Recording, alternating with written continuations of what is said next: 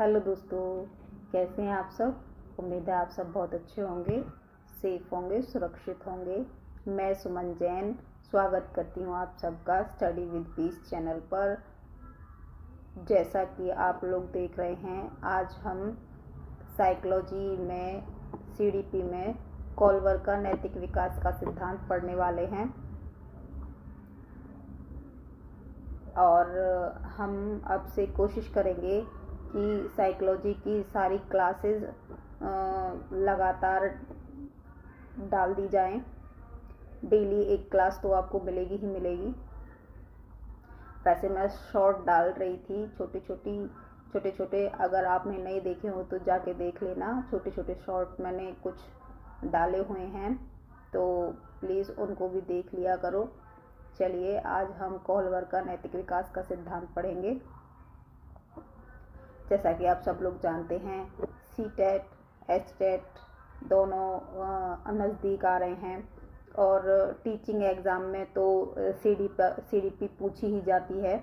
तो ये सभी टीचिंग एग्ज़ाम के लिए अवेलेबल रहेगी क्लास और वैल्यूबल है। और कोई भी बच्चा ये ना समझे कि ये क्लास उनके लिए नहीं है। जो जितने भी बच्चे टीचिंग के लिए तैयारी कर रहे हैं, टीचिंग में सीडीपी तो पूछी ही जाती है, ठीक है।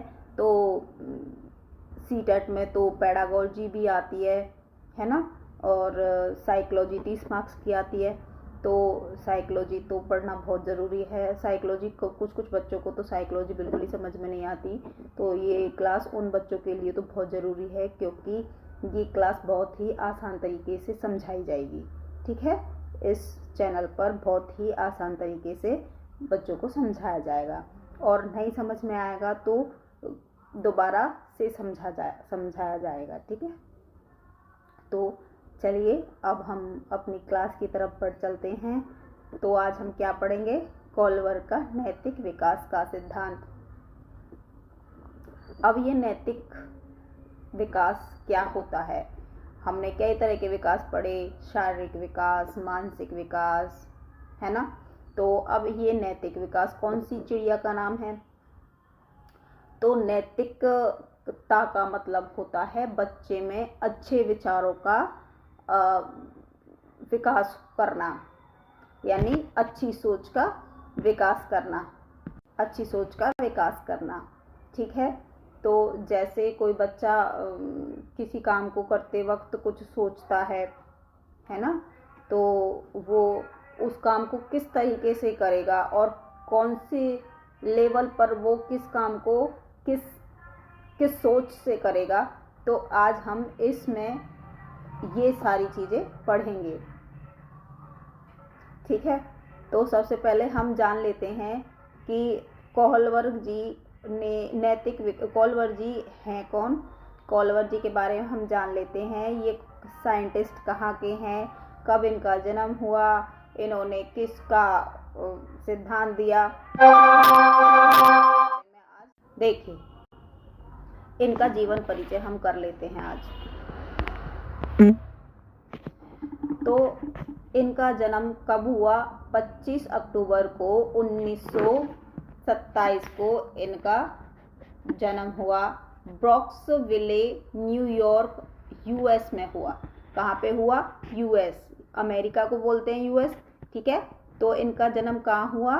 अमेरिका में हुआ। अमेरिका में कहाँ हुआ? न्यूयॉर्क में हुआ। न्यूयॉर्क में भी कहाँ हुआ? ब्रॉक्सविले में हुआ, ठीक है। तो कब हुआ? 25 अक्टूबर 1927 को इनका जन्म हुआ था।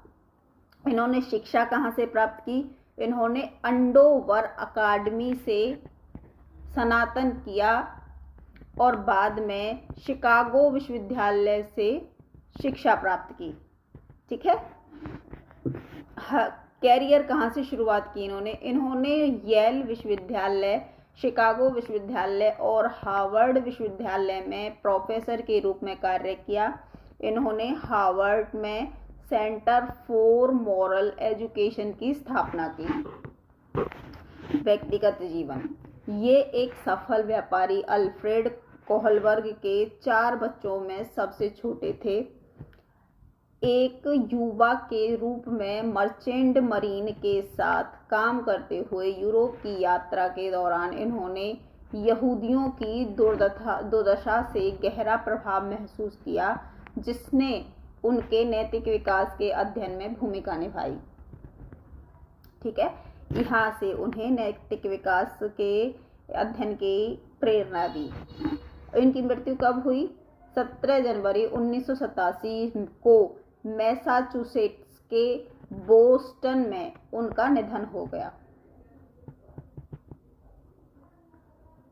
ठीक है, इन्होंने नैतिक विकास का सिद्धांत दिया। कोलबर्ग ने नैतिक निर्णय के विषय का अध्ययन किया जो जीन पियाजे के से प्रेरित थे।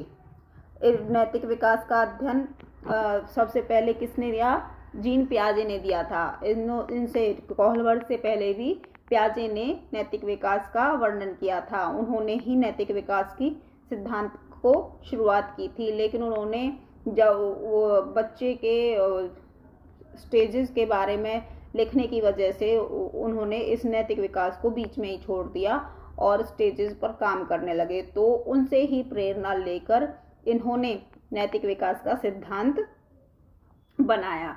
इनके सिद्धांत के अनुसार नैतिक विकास एक अवस्था दर अवस्था प्रक्रिया है और लोग इन चरणों से गुजरते हैं जो अलग अलग नैतिक तर्क को दर्शाते हैं। यानी उनका मानना है, इनका कोहलबर्ग का मानना है कि बच्चे की अलग अलग स्टेज पर अलग अलग नैतिक तर्क होते हैं। यानी छोटी एज में बच्चा अलग तर्क देता है, उससे बड़ी एज में बच्चा अलग तर्क देता है, उससे अलग स्टेज में बच्चा अलग तर्क देता है। तो इन्होंने नैतिक विकास की 3 स्टेजेस दी थी। चलिए अब हम उन 3 स्टेजेस के बारे में पढ़ लेते हैं। 3 स्टेजेस थी और जिनके 2-2 लेवल थे।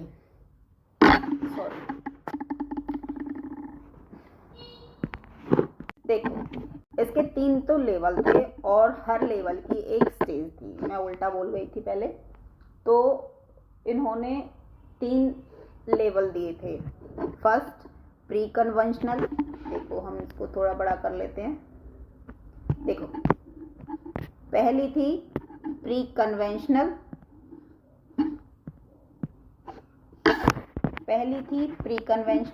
दूसरी थी कन्वेंशनल और तीसरी थी पोस्ट कन्वेंशनल। सबसे पहले प्री कन्वेंशनल में उन्होंने क्या कहा था? प्री कन्वेंशनल की स्टेज एज क्या है? 0 से 7 है। कितनी है? 0 से 7 साल प्री कन्वेंशनल की। ठीक है, या 3 से 7 ये मान लो। हाँ, 0 से तो कुछ बच्चा समझ में आता है, उसमें नैतिकता होती नहीं है।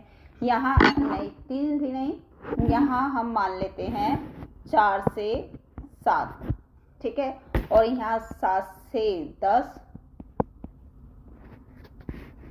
7 से 13 और 13 आप पोस्ट कन्वेंशनल में 13 प्लस हो जाता है। ठीक है, हाँ, जब बच्चा 4 साल का होता है तो सबसे पहली स्टेज में आता है। वो कौन सी स्टेज में आता है? प्री कन्वेंशनल की पहली स्टेज में आता है, जिसमें जब हम किसी बच्चे को बच्चा सोचता है कि अगर हम ये काम नहीं करेंगे, लोगों का मम्मी का काम नहीं करेंगे तो मम्मी हमें पनिशमेंट देगी, तो वो डर की वजह से काम करता है ना। छोटा बच्चा देखा ना, 4-5 साल का बच्चा, अगर हम उसको कोई काम करने को कहते हैं तो वो डरता है कि अगर हमने ये काम नहीं किया तो मम्मी हमें पनिशमेंट देगी।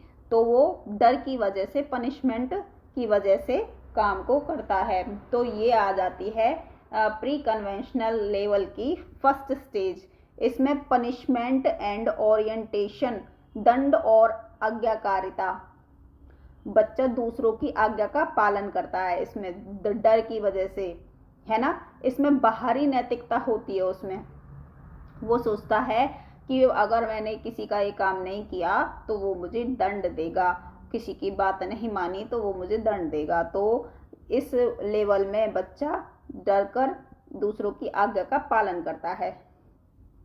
ठीक है, और दूसरा है individualization and fair changes orientation यानी व्यक्तिगता और आदान प्रदान। एक और है इंस्ट्रूमेंटल परपोज ओरिएंटेशन, यांत्रिक उद्देश्य अभिविन्यास। इसमें क्या करता है बच्चा, अपने बातों का आदान प्रदान करता है, यानी किसी ने मुझे कोई चीज़ दी है तो मैं उसके बदले उसको दूसरी चीज़ दूंगा, या फिर उसमें ये आ जाता है टिट फॉर टैट की अवस्था इसी स्टेज में होती है, फर्स्ट लेवल की दूसरी स्टेज में होती है कि तूने मेरी पेंसिल तोड़ी तो मैं भी तेरी पेंसिल तोड़ूंगा, है ना, तूने मुझे ये चीज़ दी है तो मैं भी तुझे ये चीज़ दूंगा, है ना। इसमें आपसी आदान प्रदान की वो अवस्था आती है, ठीक है। मोस्टली इसमें सादे तरीके से अगर हम बात करें तो बच्चा जैसा उसके साथ होता है वैसा ही वह दूसरों के साथ करने की कोशिश करता है, ठीक है। चलिए, मैं डर गई थी, यहाँ पे ना बहुत सारे कबूतर हो रखे हैं, वो पंख फड़फड़ा रहे थे तो मुझे डर लगने लगा, पता नहीं कौन आ गया। चलिए अब हम आ जाते हैं, ये आपको समझ में आ गई, पहली स्टेज आपको समझ में आ गई। इसकी एज होती है 4 से 7 साल, ठीक है। 4 साल से 7 साल की उम्र में बच्चा क्या सीखता है, इसमें 2 स्टेजेस होती हैं। इसमें कौन सी स्टेज, प्री कन्वेंशनल लेवल में 2 सब स्टेजेस होती हैं। पहली पनिशमेंट एंड ओरिएंटेशन, दंड एवं आज्ञाकारिता, जिसमें बच्चा सजा से बचने के लिए कार्य करता है। और दूसरी स्टेज है individualization and fair changes orientation, व्यक्तिगता और आदान प्रदान। इंस्ट्रूमेंटल परपोज ओरिएंटेशन, यांत्रिक उद्देश्य अभिविन्यास, यानी बच्चा चीज़ों का आदान प्रदान करता है, जैसा उसके साथ होता है वैसा ही करता है। ये इसमें ही टिट फॉर टैट वाली अवस्था आती है। कौन सी अवस्था आती है इसमें, टिट फॉर टैट वाली अवस्था इसी में आती है, ठीक है। जैसे को तैसा, यानी तूने मेरी पेंसिल तोड़ी है तो मैं भी तेरी पेंसिल तोड़ूंगा, ऐसे कैसे छोड़ दूंगा मैं तुझे, तो यही वो अवस्था होती है, ठीक है। चलिए दूसरी वाली अवस्था पे आ जाते हैं। ये है कन्वेंशनल लेवल, ठीक है। ये दूसरा लेवल है, दूसरी अवस्था है। इसमें एक कन्वेंशनल लेवल की थर्ड स्टेज कौन सी है, वैसे तो ये फर्स्ट स्टेज है, कन्वेंशन लेवल की फर्स्ट स्टेज है, लेकिन ये थर्ड स्टेज मानी जाएगी, यानी 3 लेवल है और 6 स्टेजेस है, 3 लेवल और 6 सब स्टेजेस हैं, ठीक है। तो ये थर्ड सब स्टेज में गिनी जाएगी। कन्वेंशनल लेवल की थर्ड स्टेज कौन सी है, good boy good girl orientation, अच्छा लड़का अच्छी लड़की, है ना, अच्छा लड़का अच्छी लड़की। यानी इसमें क्या होता है, इसमें बच्चा ना ये सोच के काम करता है कि हमें ना समाज के नियमों के साथ चलना जरूरी है, दूसरों की बातों को मानना जरूरी है, जैसे लोग कहते हैं वैसा ही हमें करना चाहिए, और तभी तो हम दूसरे लोगों के नज़र में अच्छे बनेंगे, अच्छा लोग हमारे बारे में अच्छा सोचेंगे। अगर हम दूसरे औरों के सारे बात मानेंगे, कि उनके सारे काम करेंगे, तो वो तभी तो हमें अच्छा मानेंगे।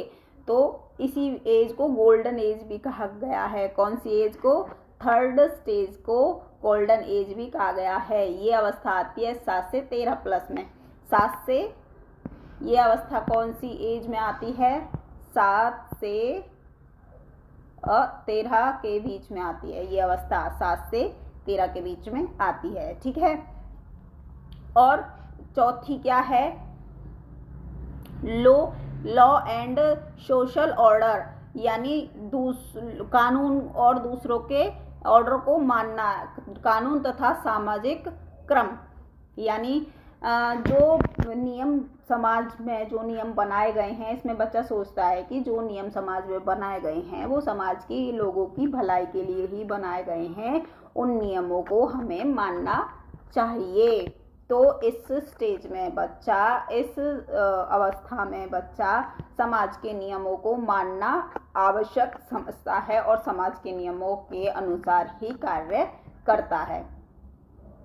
ठीक है। तो इसमें अगर कहते हैं ना कि अगर जेब्रा क्रॉस कहा गया है कि जेब्रा क्रॉसिंग से रोड क्रॉस करना चाहिए, तो जेब्रा क्रॉसिंग से ही रोड क्रॉस करेगा, वो इससे अलग नहीं चलेगा। तो 4th स्टेज में बच्चा समाज के नियमों को मानने लगता है, मानता है, उसमें समाज के प्रति जागरूकता जाग जाती है। ठीक है। कौन सी स्टेज में? 4th स्टेज में। कितनी एज है इसकी? 7 से 13। अब आ जाते हैं पोस्ट कन्वेंशनल लेवल पर, यानी 3rd लेवल पर। ठीक है। 3rd लेवल की 5th अवस्था कौन सी है? इसकी एज क्या है? इसकी एज है 13+। ठीक है। इसकी एज क्या है? 13+।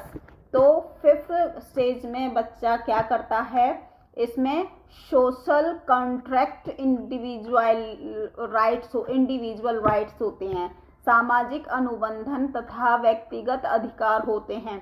यानी समाज के प्रति इसमें बच्चा ये कहता है कि समाज के नियम लोगों के अनुसार होने चाहिए, समाज में जो नियम बने हैं वो लोगों की भलाई के लिए होने चाहिए, यानी हम इन नियमों को तोड़ भी सकते हैं। समाज के नियम लोगों की भलाई को ध्यान में रखकर बनाने चाहिए।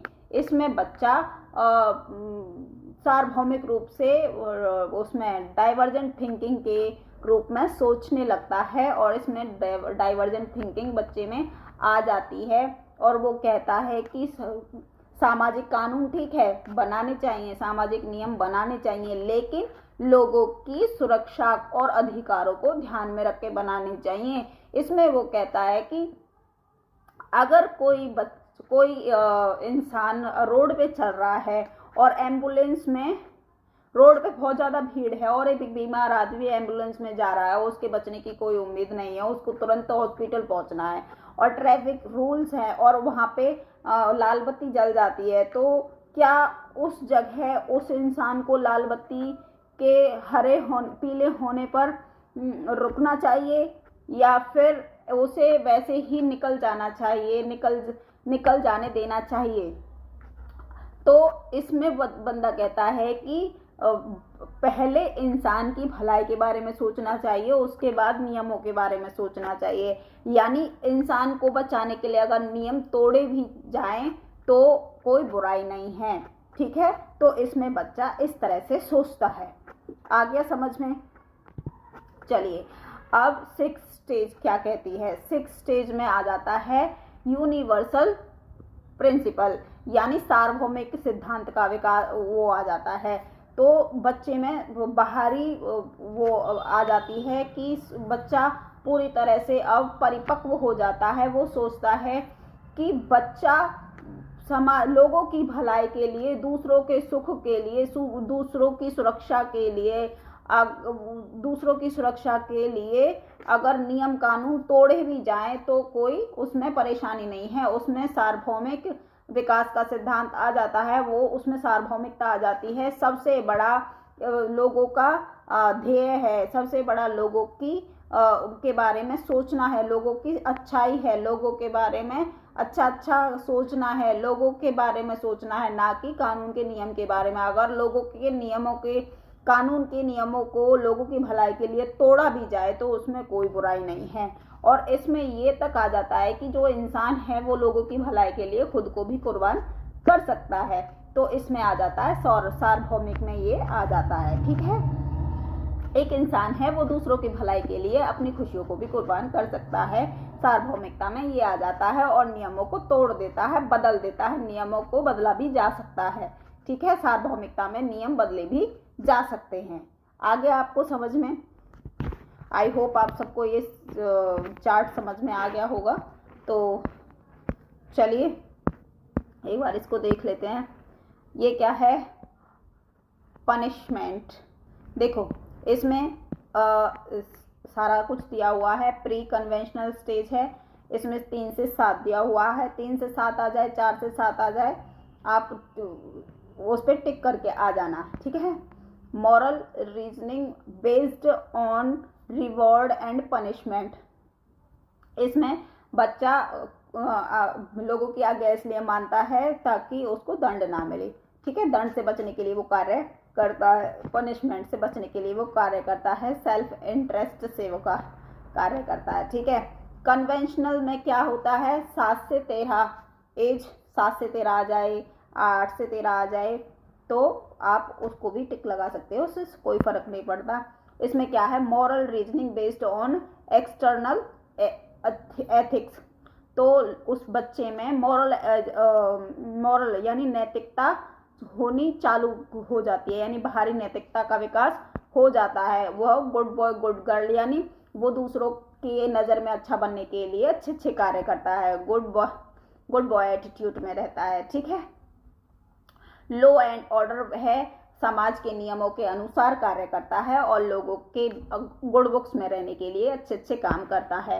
अब आ जाते हैं पोस्ट कन्वेंशनल स्टेज में, जो है 13+ है, अडल्टहुड में आती है। Moral reasoning based on personal ethics, यानी वो आंतरिक मॉरल उसमें आ जाती है, वो उसमें अंदर से सब कुछ आ जाता है, परिपक्व हो जाता है। Law and order morality, way law and order morality यानी लॉ ऑर्डर को भी मानता है।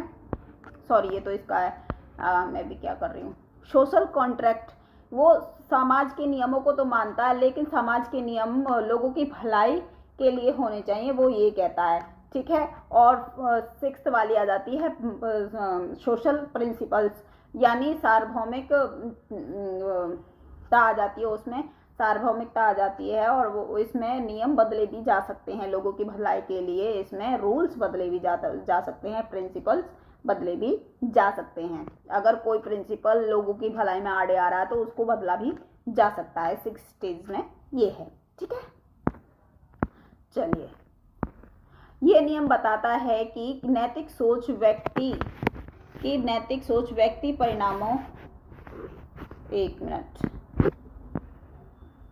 हाँ, ये नियम बताता है कि नैतिक सोच व्यक्तिगत परिणामों से शुरू होकर सामाजिक और अंततः सार्वभौमिक सिद्धांतों तक पहुंचती है। कोलबर्ग ने अपने सिद्धांत को विकसित करने के लिए नैतिक दुविधाओं वाली कहानियों का इस्तेमाल किया, जैसे कि हिंज की दुविधा की कहानी, यानी उसमें नैतिक तर्कना और नैतिक उसका दुविधा का भी डायलेमा, एक नैतिक तर्क ना देता और नैतिक दुविधा का भी उसमें क्या है। एक व्यक्ति होता है हिंज, जो जिसकी पत्नी बीमार होती है, उसके पास दवाई के लिए पैसे नहीं होते, उसकी पत्नी लास्ट स्टेज पे होती है, उसको दवाई की ज़रूरत बहुत बहुत इम्पोर्टेंट है, बहुत ज़रूरी है, उसको अगर दवाई नहीं मिली तो उसकी पत्नी मर जाएगी।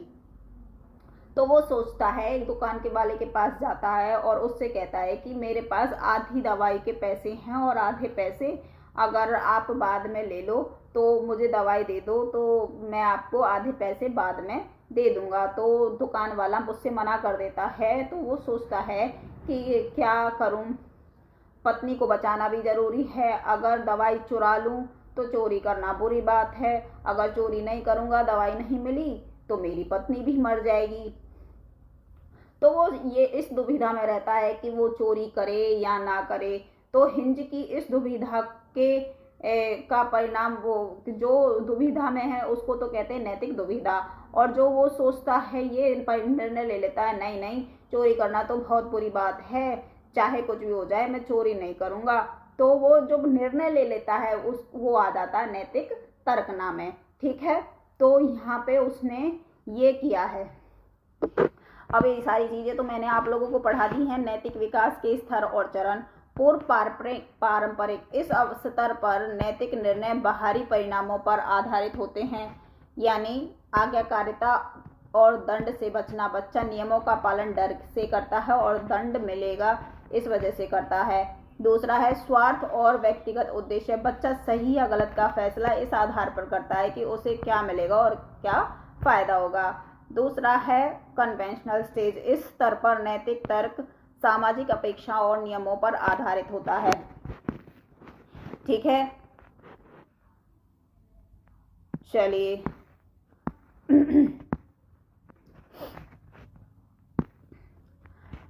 इसके पहले तीसरे चरण में बच्चा अच्छा लड़का अच्छी लड़की, ये इसको गोल्डन एज भी कहते हैं। है ना। बच्चा दूसरों की स्वीकृति और स्नेह पाने के लिए सामाजिक अपेक्षाओं के अनुसार व्यवहार करता है।